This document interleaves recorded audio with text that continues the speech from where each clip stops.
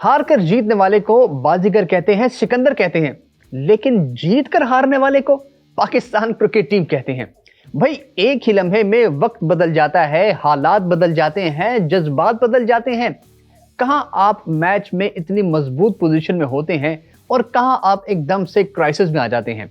एक लम्हे आपको 14 रन की लीड मिलती है, आप ऑस्ट्रेलिया पर हावी होते हैं और एक लम्हे आपके 67 पर 7 आउट होते हैं। This is Pakistan cricket at its peak. Match शुरू हुआ सिडनी में तो यूं लगा कि Pakistan is in the game.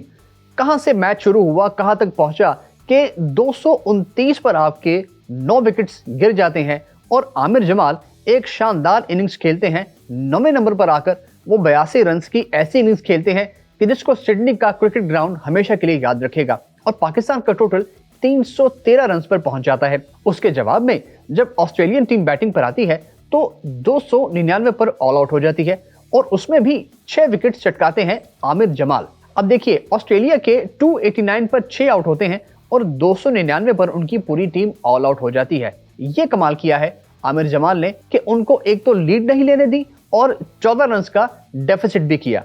लेकिन उसके जवाब में क्या हुआ, जब पाकिस्तान बैटिंग करने के लिए आया तो सोचा यह था कि भाई 150-200 कर जाएंगे तो चलिए ये जो लीड है ये कोई 200, 250 या 210 के करीब हो जाएगी और 5वें दिन जाकर या चौथे दिन जाकर जो विकेट है जैसा बिहेव कर रहा है पाकिस्तान बड़ा आसानी से इस मैच को जीत जाएगा और 29 साल के बाद पाकिस्तान को फतह नसीब होगी। लेकिन अब फतह को छोड़िए, अब मैच बचाना मुश्किल हो चुका है। 67 पर 7 आउट है पाकिस्तान के, उसमें से भी 33 रन साइम अयूब के हैं और 23 रन बाबर आजम के हैं। बाकी किसी का 0 है और किसी का 1-2। तो अंदाजा कीजिए, साउथ शकील को ले लीजिए, पूरे टूर में वो बंदा फ्लॉप रहा है।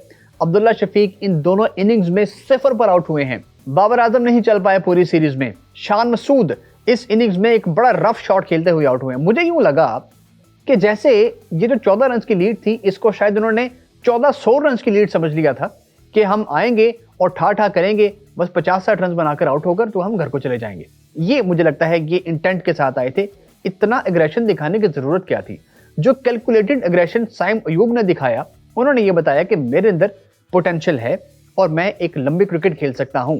लेकिन 14 का उनका जो फर्स्ट क्लास का उनके बैग में मैचेस हैं, उसके बाद आपने उनको डाला है ऑस्ट्रेलिया में, एक डेब्यू करवाया है, तो उस पर शायद किसी को सवाल उठाए जा सकते हैं कि उनकी परफॉर्मेंस पर एक असर आ सकता था। लेकिन उन्होंने जो पहली इनिंग का 0 था उसको उन्होंने दूसरी इनिंग्स में एक मुश्किल विकेट पर अच्छा उन्होंने कंपनसेट करने की कोशिश की। एक जैसे मैंने पहले कहा कि बाबर आजम फ्लॉप रहे इस पूरी सीरीज में, वो एक 50 भी नहीं कर सके। इस सीरीज को छोड़िए, पूरे साल में, उस पूरे कैलेंडर ईयर में कोई 50 नहीं कर सके। दूसरा ये कि इस ऑस्ट्रेलियन टूर पे किसी भी पाकिस्तानी ने सेंचुरी स्कोर नहीं की।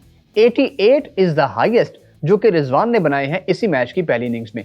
यानी कि आप रिजवान के 88 और साथ आप आमिर जमाल के 82 मिला लें और उसके बाद सारी टीम का टोटल बीच में से आप निकाल सकते हैं। इन दो प्लेयर्स ने जो इनिंग्स खेली है उसी ने पाकिस्तान को इस पोजीशन में लाकर खड़ा किया था और आमिर जमाल के ही 6 विकेट्स ने पाकिस्तान को इस पोजीशन में लाकर खड़ा किया था कि वो ऑस्ट्रेलिया को टफ टाइम दे सकते हैं। लेकिन जो हेजलवुड ने कर दिया कि एक ही ओवर में 3 विकेट्स, 0 विकेट्स, आई मीन ये उनका ओवर था। सलमान आगा को उन्होंने आउट किया, नाइट वॉचमैन को उन्होंने चलता किया, कोई भी उनके सामने टिक नहीं पा रहा था। भाई एक ओवर में जब आप 3 विकेट्स गंवा देंगे, डॉली कैचेस आप छोड़ देंगे, तो आप कैसे तवक्को कर सकते हैं कि आप मैच में वापस आ सकते हैं? वो तो खैर आमिर जमाल ने प्रेस कॉन्फ्रेंस में कहा कि 170 एक अच्छा टोटल होगा और वो सही कहते हैं।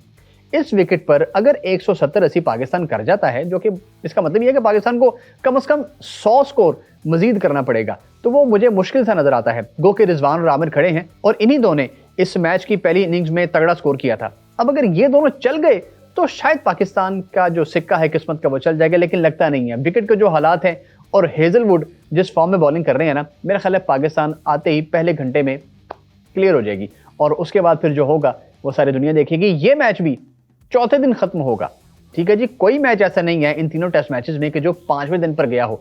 मेरा ख्याल है पाकिस्तान वो शायद वाहिद टीम होगी कि जो लोग कहते थे कि जो टेस्ट मैच है उसको आप 4 दिन तक महदूद कर दें, तो पाकिस्तान वो वाहिद एक टीम हो सकती है कि जो आप हाइपोथेसिस कह लीजिए या ये जो प्रोपोजिशन है कह लीजिए, उसको वो तकवीयत बख्शेंगे, उस पर वो मोहर सब्त करेंगे कि हाँ भाई 4 दिन में मैच खत्म हो जाता है। यकीन नहीं आता तो हमारे टेस्ट मैचेस उठाकर आप देख लीजिए। सो ये है अब तक की इस मैच की कहानी। अब इस मैच का डिसीजन क्या आता है? ऑस्ट्रेलिया बाजी ले जाती है या पाकिस्तान फिर से कुछ क्राइसिस से निकलकर कुछ कर पाता है? आमिर जमाल कुछ करेंगे, रिजवान कुछ करेंगे। सर, इसके लिए हम बात करेंगे आपसे कल। Let's hope for the best. इस वीडियो के बारे में और पाकिस्तान के बैटिंग के कोलैप्स के बारे में आपकी जो भी राय हो वो आप हमें कमेंट बॉक्स में दे सकते हैं। इस वीडियो को लाइक और शेयर जरूर कीजिएगा।